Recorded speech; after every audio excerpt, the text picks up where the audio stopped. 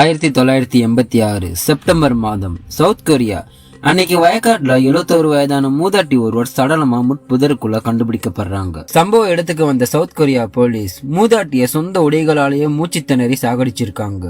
So இது திட்டமிட்ட செய்த கொலைன்னு அன்னைக்கு இருந்த போலீஸ் மூதாட்டிக்கு நெருக்கமானவங்களை மட்டுமே விசாரிக்கிறாங்க. ஆனா போலீஸுக்கு தெரியல இந்த சம்பவம் இத்தோட முடிய போறது இல்லன்னு. 1986 to 1991 வரைக்கும் சவுத் கொரியால இருக்கிற ஹமாங்ஷாங் கிராம பகுதியில நடந்த ஒரு கொடூர கொலை வழக்கு தான் இன்னைக்கு நம்ம பார்க்க போறோம். முதல் கொலை செப்டம்பர் 15, 1986. 71 வயதான பிலிரிவான் என்ற மூதாட்டி நைட் தன்னோட பண்ணையில இருக்கிற ஆடுகளை மேய்ச்சிட்டு வீடு திரும்பும் போது கொலை செய்யப்பட்டார்.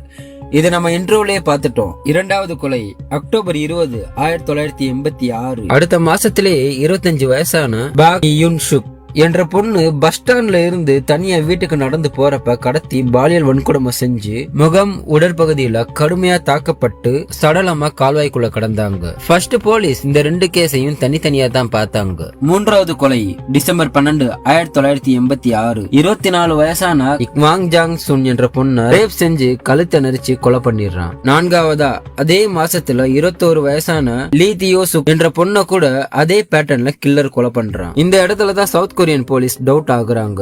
நடந்த கொலைகளை வச்சு பார்க்கும்போது இந்த 4 கொலையும் ஒரே ஆள் தான் பண்ணிருக்க முடியும். கேங்கா கடத்தி கொலை பண்றவங்க யாராவது ஒருத்தராச்சும் தடயத்தை விட்டுட்டு போகாம இருக்க மாட்டாங்க. சோ இது கண்டிப்பா சீரியல் கில்லரா தான் இருக்கணும்னு அதிகாரப்பூர்வமா உணர்ந்து ஹமாங்ஷாங் கிராமத்துல சிறப்பு விசாரணை படை, அதாவது ஸ்பெஷல் இன்வெஸ்டிகேஷன் டீமா அமைக்கிறாங்க. போலீஸ் இன்வெஸ்டிகேஷன் பண்ணும்போதே 5, 6, 7 கொலைன்னு பெண்களை குறி வச்சு ஒரே பேட்டர்ன்ல கில்லர் தொடர் கொலை பண்றான். அன்னைக்கு டெக்னாலஜி அவ்வளவா இல்லாத காரணத்தால செய்தித்தாள், டிவிலன்னு இந்த சம்பவம் காட்டுத்தீயா பரவ ஆரம்பிச்சிச்சு. பெண்கள் வெளியே வரவே பயப்பட்டாங்க. 8வது கொலையானது செப்டம்பர் 16, 1988. இந்த ஒரு கொலையானது தான் கிராமத்தில் இருக்கிற ஒட்டுமொத்த மக்களையும் பீதி அடைய செஞ்சிச்சு. கொலையாளி முதல் முறையா 13 வயசான பாக்ஷங் ஹி என்ற சின்ன பொண்ணோட வீட்டுக்குள்ள புகுந்து ரேப் பண்ணி கழுத்தை நெரிச்சு கொலை பண்றான். இந்த கொலையில தான் முதல் முறையா போலீஸுக்கு ஒரு எவிடன்ஸ் கிடைச்சது. அதுதான் கொலையாளியோட சுருள் முடி. 1980 சவுத் கொரியால டிஎன்ஏ பரிசோதனை கிடையாது. அதுக்கு பதிலா ஆட்டோமிக் அப்சர்வேஷன் டெஸ்டர்மெட்ரி, அணு உறிஞ்சும் நிறம் என்ற ரசாயன முறையை பயன்படுத்தினாங்க. சந்தேகத்துக்குள்ளான எல்லாரையும் அந்த முடியோட மேட்ச் பண்ணி பார்த்தாங்க. அப்பதான் யுனின் என்ற ஊனமுற்றோரோட இந்த முடி மேட்ச் ஆச்சு. உடனே போலீஸ் யுனின சந்தேகத்தின் அடிப்படையில அந்த ஊனமுற்றோரை அடிச்சு துன்புறுத்தி சோறு தண்ணி கொடுக்காம 20 நாள் தூங்க விடாம சித்திரவதை செஞ்சு இந்த ஒரு கொலைய ஒத்துக்க வச்சாங்க. ஆனா உண்மையான கொலையாளி யுனின் இல்ல.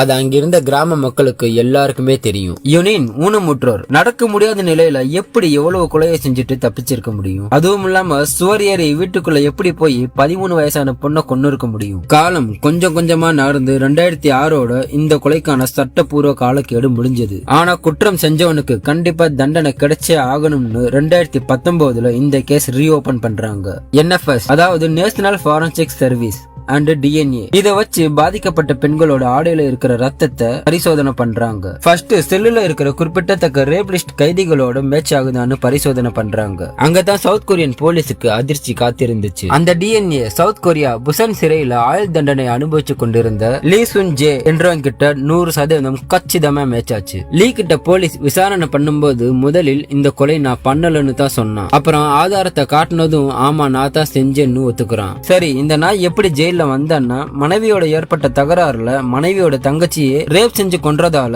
25 வருஷமா தண்டனையை அனுபவிச்சுட்டு இருந்தான். சவுத் கொரியா சட்டத்தின்படி வாஷங் கிராமத்துல தொடர்கொலை நடந்த காலகட்டம் 1986 to 1991. அந்த கொலை குற்றத்திற்கான காலக்கேடு 15 வருஷம் மட்டும்தான். சோ அவன் கடைசி செஞ்ச கொலைக்கு மட்டுமே ஆயுள் தண்டனை கொடுக்கப்பட்டுச்சு. 1991 to 2006 ஆண்டோடையே இந்த கேஸுக்கான காலக்கேடு முடிஞ்சிருச்சு. 2019 அவன் டிஎன்ஏ மூலமா சிக்கும் போது 2006 தாண்டி 13 வருஷம் ஆனதால நீதிமன்றத்தால அவனுக்கு புதிய தண்டனையோ மரண தண்டனையோ கொடுக்க முடியல.